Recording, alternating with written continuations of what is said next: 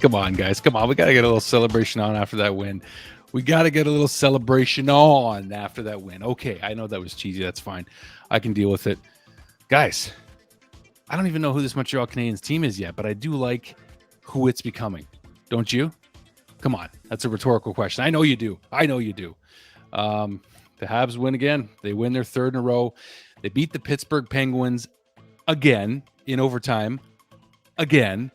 And what a third period. I got to say, that third period reminded me of the home opener at the Bell Center, which you guys know I was at, and winning the game with 17 seconds left. I know this one was in overtime, but what a thriller of a third period, guys. My gosh. We'll talk about the first and the second period also, and a lot of the stuff that happened. But my gosh, like what a period. What a resilient effort. As you saw in the thumbnail, resilience. That's the word. That's the word.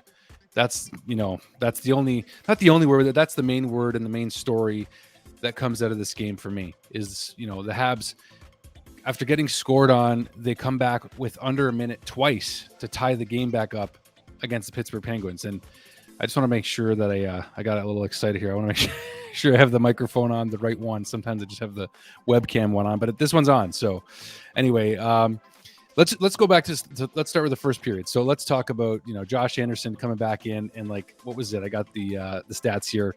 A minute 48 into the game, Josh Anderson makes his return to the Habs lineup and he snipes on a really nice goal. Just kind of wheeling at the top of the O-zone near the blue line.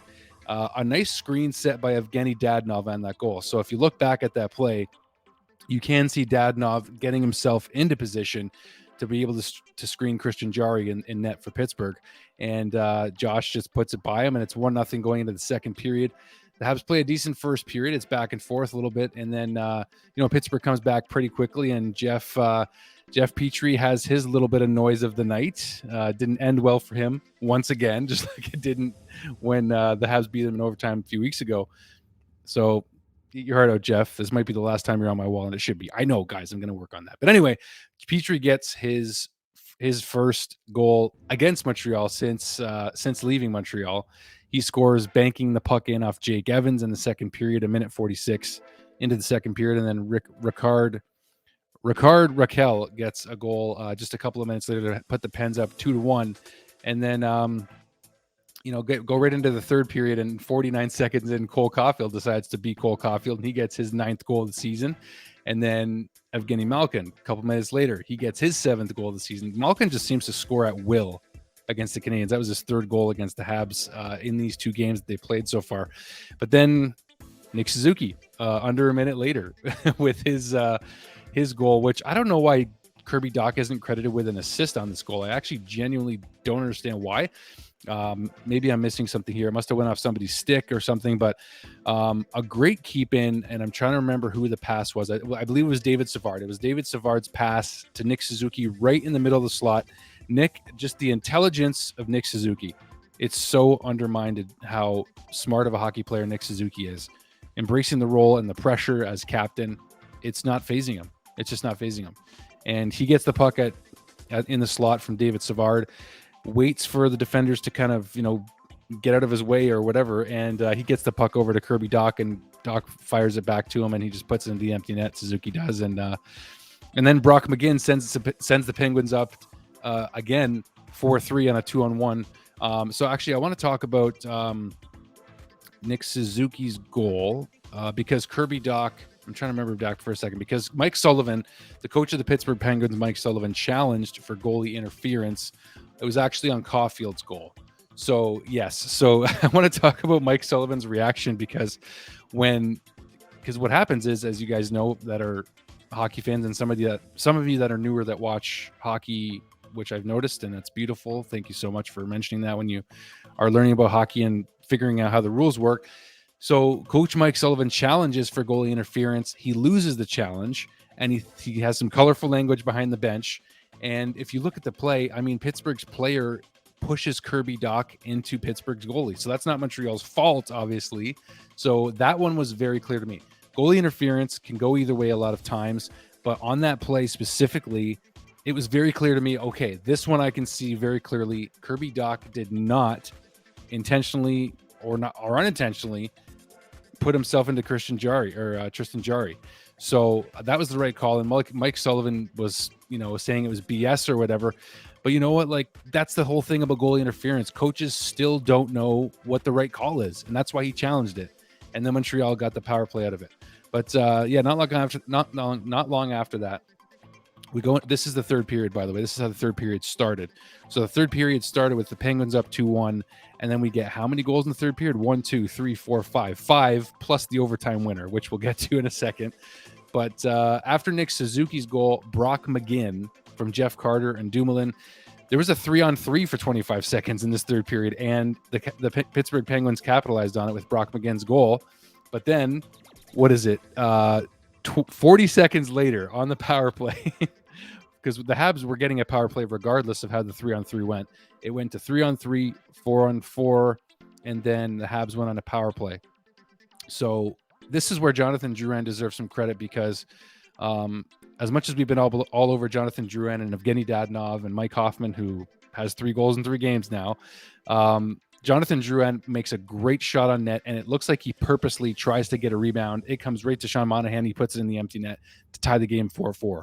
I really like Jonathan Drouin's work on the power play lately. You guys saw it the other night with Nick Suzuki against the Vancouver Canucks. A minute into the game, Jonathan Drouin did make that sweet little almost no-look pass to Nick Suzuki against Vancouver. And then tonight, he just puts a shot on net for a change. He actually shoots it, but you could tell he wasn't trying to shoot to score. Now, I do want to mention the second period. I've had the first period graphic up for this entire video, so forgive me for that. I'm just trying to get through this because this game was so exciting, and I just wanted to just fire it all off here for you guys. I should just put thrilling third period up here. But the second period, the Habs were actually getting a ton of chances. This is the most shots the Habs have gotten all season, is 42. So the Canadiens had 42 shots to Pittsburgh's 24. So Jake Allen didn't have himself a great night, but I mean, I'm not going to put all the blame on Jake Allen either. He's been outstanding, as has Sam Montembeault. But the Habs had 42 shots in this game, and the second period, the power play was getting chances. As much as the power plays struggled, and I've talked about how I can't wait for Lane Hudson to get here and quarterback it in a couple of years or so. The power play was getting opportunities. It was looking a lot better than it has. So they're putting more pucks on net. Sometimes I still think they're passing too much. But in the second period, the Habs were really coming on when it was still just 2-1 for Pittsburgh. And then we get to the third period, which was thrilling, like I mentioned. And then taking us back to where we were a minute ago here, Sean Monahan. Kirby Dach ended up with 2 assists in this game. And the Dach Suzuki Caufield line, again, continues to produce on a consistent basis. The amount of points between those guys is over 45 points. I think it's up near 50 points between the 3 of those guys.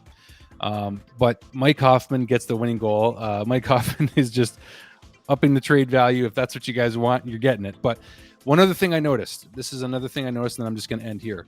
And that is that Mike Hoffman, very engaged on the bench, talking with Alex Burrows after the Canadiens tied at 4-4, I believe it was.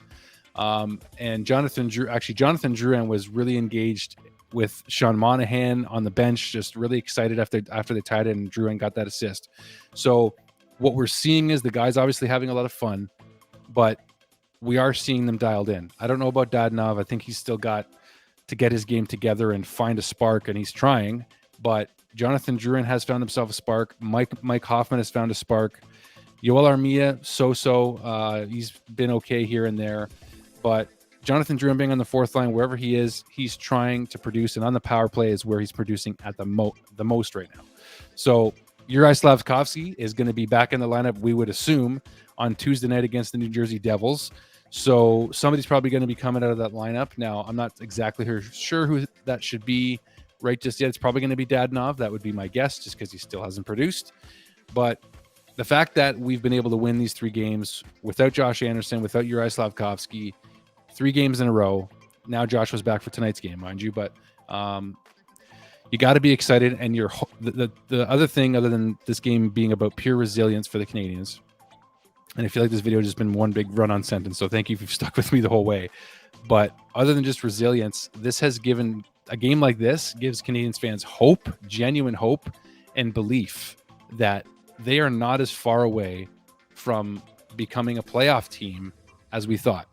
Now, I'm not saying they're making the playoffs this year. I'm not convinced of that yet by any means, but I am convinced that they are one big step closer. So I don't know how much longer they can keep Suzuki, Dach, and Caufield together.